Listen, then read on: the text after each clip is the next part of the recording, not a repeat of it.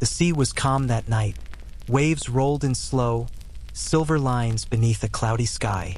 Far on the cliff, the old lighthouse stood tall, its beams sweeping gently across the water like a steady heartbeat. Inside, an old man named Elior moved carefully up the spiral stairs. His lantern flickered, casting warm light on the stone walls that had known a lifetime of storms. Tonight was different. It was his last night as the keeper of the light. The wind outside hummed softly through the cracks. Each sound was familiar, like an old friend whispering goodbye. He reached the top chamber, where the great glass lens waited, silent and cold. With practiced hands, he polished it once more, though it hardly needed it. He just wanted it to shine perfectly one final time.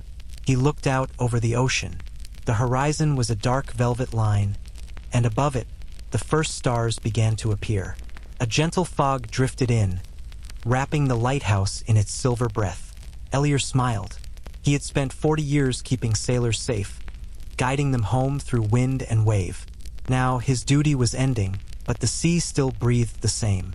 Down below, the waves struck the rocks with a soft sigh. Each sound echoed up through the stones. He poured himself a cup of tea, strong, dark, and steaming.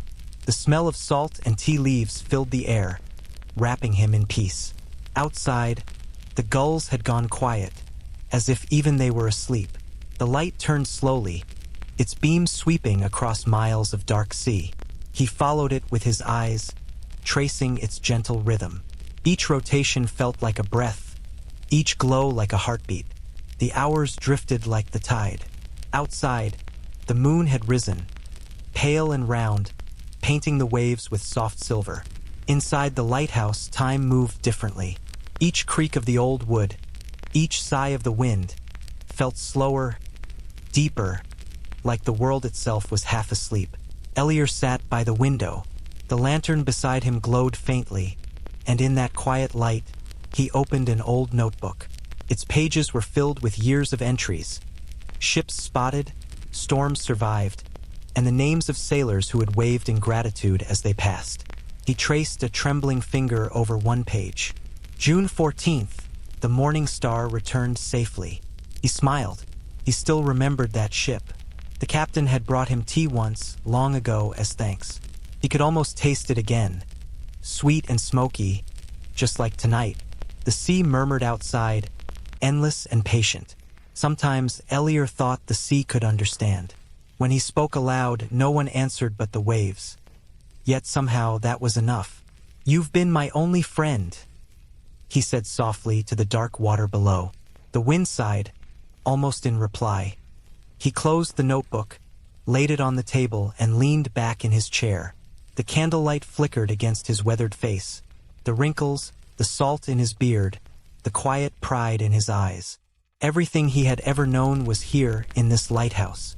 Every dawn, every storm, every night spent listening to the sea's breathing. Far out on the horizon, a faint rumble of thunder rolled. Not a storm, just the sea reminding him it was still alive. He smiled. He was never afraid of storms. To him, thunder was simply the sea talking in its sleep. He stood up slowly, feeling the stiffness in his knees, and climbed the stairs once more. The great lamp turned with a steady rhythm, sending its light across the water. Each beam touched the mist, catching it like strands of silver hair. The ocean sparkled quietly, as if listening. Elior reached out, resting his hand on the cool metal railing. "Tomorrow," he whispered, "you'll shine without me." The light answered only with silence, and that silence was beautiful. The night had grown quiet. Even the sea, once restless, had fallen into a deep, rhythmic sleep. The waves whispered softly, brushing against the rocks like lullabies made of water. Inside the lighthouse, the lamp still turned, steady and sure. Its golden light painted gentle circles on the fog, reaching far out into the open sea. Each sweep felt slower now, softer, like it knew the keeper was nearing his rest. Elior stood by the window, watching the horizon fade into the color of dawn. His breath fogged the glass for a moment, then cleared again. Beyond it, the sky was changing, from black to blue, from blue to the faint blush of morning. He smiled. He could hear the distant cry of a gull, the first one of the day. He'd always loved that sound. It meant the world was waking up, and his work had been done well. He poured the last of his tea, now lukewarm, and sat at his small wooden desk. Beside the cup lay his old notebook, a brass compass, and a faded photograph. A young woman smiling, standing by this very lighthouse long ago. He touched the photo gently. "Good night, my love," he whispered. "It's time." He leaned back in his chair, closing his eyes.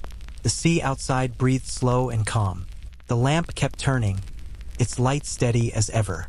And in that quiet moment between night and dawn, Elior drifted away, as peacefully as the tide leaving the shore.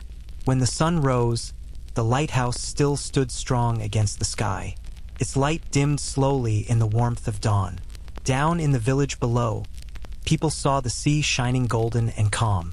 And though they did not know why, many of them paused, looked up, and smiled.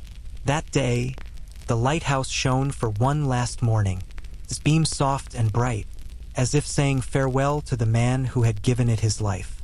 The sea rolled on, the waves whispered, and somewhere, in the hush of morning light, a voice, kind, weathered, and full of peace, seemed to whisper, "The light will always guide you home."